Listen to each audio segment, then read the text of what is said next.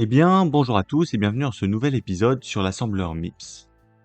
Dans cet épisode, nous allons apprendre à utiliser les additions, les soustractions, les multiplications et les divisions, donc tous les calculs arithmétiques en MIPS. Donc on va reprendre un code vierge et on va commencer donc .data. Donc c'est là où on doit définir les variables, je le rappelle. Là, on n'aura pas de variable à définir. Ensuite, on va faire .text, puisque c'est là où on va taper notre code comme vous commencez à le savoir.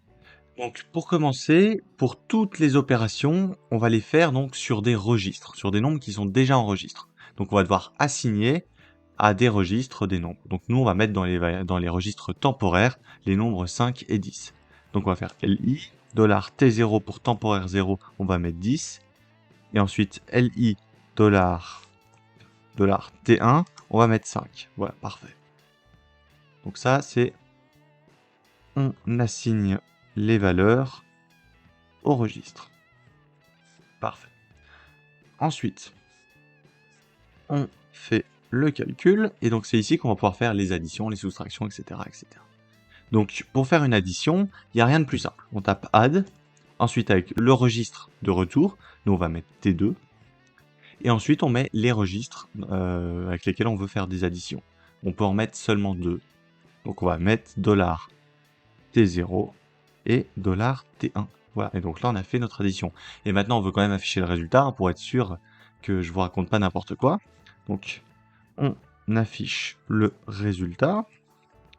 Et donc là on va faire un LI $V0 1, puisqu'on affiche un entier, je vous le rappelle.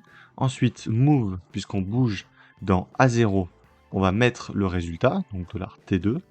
Alors, on aurait pu mettre directement dans A0 ici, vous pouvez me dire, mais c'est juste les conventions qui font que on fait pas ça comme ça directement.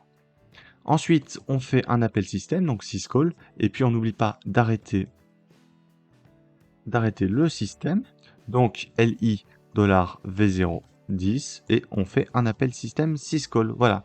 Donc maintenant, on peut assembler, puis exécuter. Et voilà, on obtient bien 15, donc c'est parfait. Ensuite, donc, on peut essayer la soustraction. Donc pour ça, vous avez juste à faire une seule chose, c'est changer le add en sub. Voilà, rien de plus simple, vraiment, c'est l'opération la plus simple de tout le tutoriel. Hop, on exécute, et on obtient bien 5. Et en effet, on a 10, donc T0 moins 5, ça fait 5. Voilà. Maintenant, toujours aussi simple, on peut faire une multiplication. Là, vous n'avez plus qu'à taper mul. Hop, on compile, et voilà. 50, effectivement, 10 fois 5, 50, ça fonctionne bien. Et ensuite, dernière opération qu'on va apprendre aujourd'hui, la division. Et donc pour cela, on peut donc faire, on recompile, on run le programme, et on obtient 2. Effectivement, 10 divisé par 5, ça fait 2.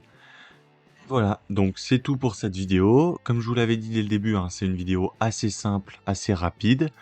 Je vous rappelle que vous pourrez retrouver tous les codes sur mon GitHub, dans la description, ainsi que la fiche de toutes les instructions dans la description. Et donc j'ai hâte de vous retrouver dans le prochain épisode pour parler des boucles.